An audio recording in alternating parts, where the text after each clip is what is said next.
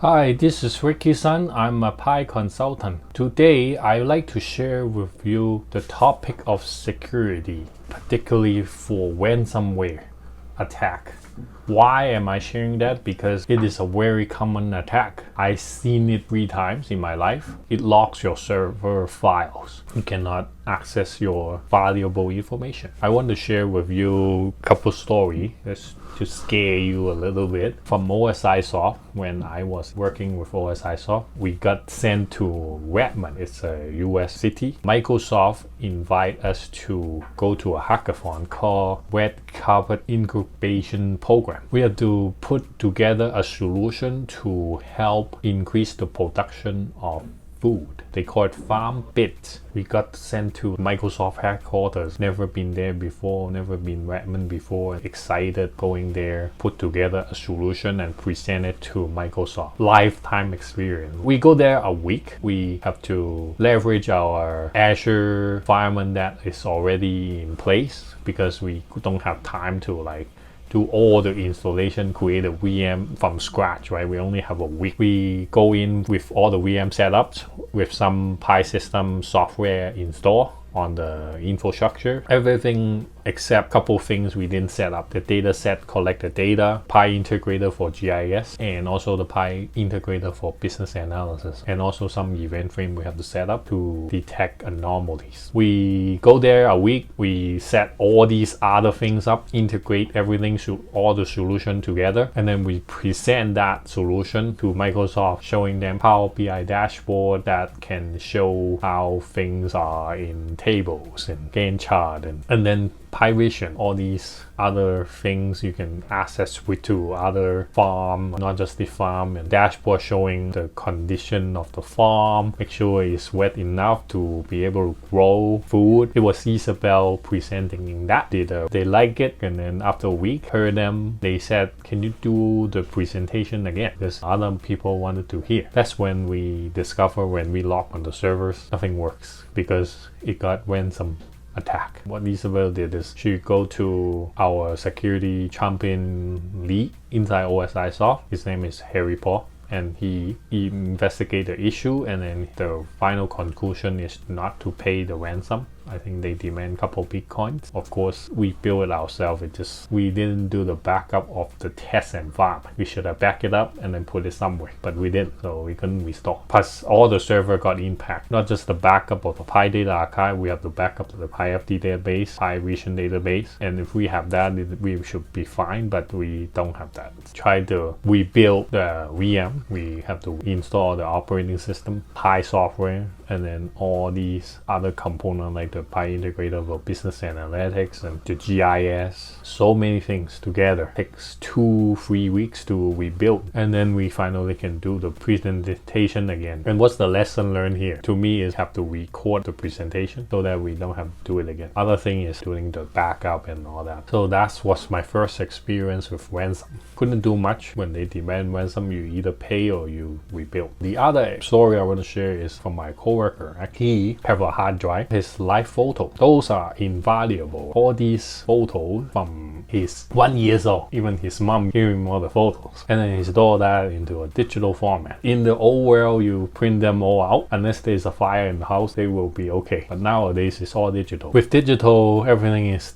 saved in the hard drive. You bought a hard drive, $200, put it all in. And then ransomware attack, you either pay Bitcoin to the ransom or you lose all the photo. And he finally decide he lose all the photo and move on. He don't want to pay like $50,000 for Bitcoin. Told me like he should not have exposed the hard drive on the internet, as well as he should have upgrade his firmware more often. But it's very hard to upgrade. If you are not constantly upgrading your software, then you may get encrypted with ransom. So that was kind of like terrible story I heard about ransom. Like imagine I lose all the photos photo. I think my wife have more photo than I do. My wife might cry because she have a lot of pictures. Have you heard somebody saying, "Oh, I got ransom, but I'm fine," you know? The third story I want to share is recently a big oil and gas company got hacked with ransom. They demand $400 million.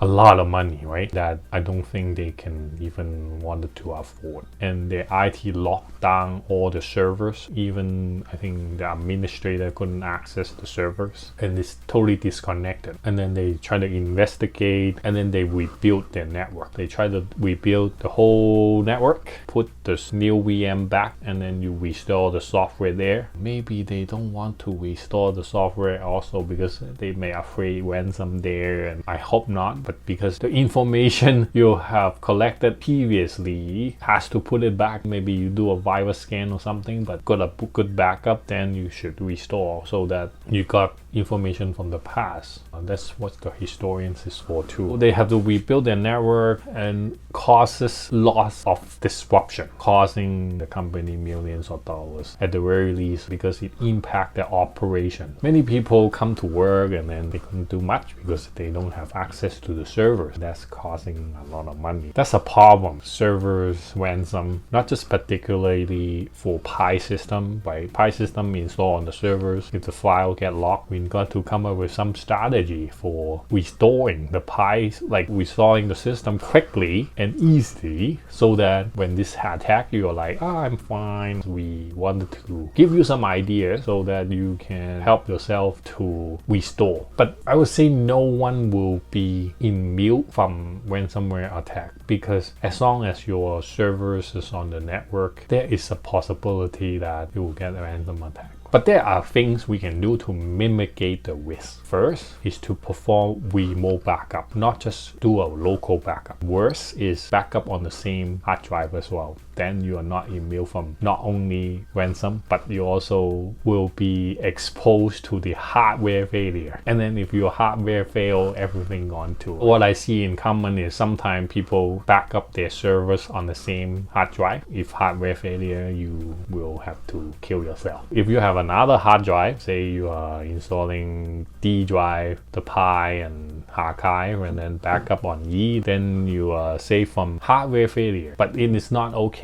if you have ransomware attack, because ransomware will go through all your file servers. It can go to C drive, D drive, E drive, F drive. It go through all the servers and then lock some of the files. You need remote backup. If you remote backup to another server that is also exposed to the attack, then you lose the backup file too. So what you need to do is to back up to independent servers on the net. Only IP can ping to it. That backup file is good. You can isolate that backup, and then when there is kind of large scale attack like that, usually this server got left out. The file is still good in the independent server without joining the network. But I cannot guarantee you this server is going to be 100% safe, because hacker didn't see it. Doesn't mean they won't know. They have to hack it in another way. They might not have time to hack it again. Just saying, that is a way to secure your backup so that it doesn't get modified with ransom. The second way is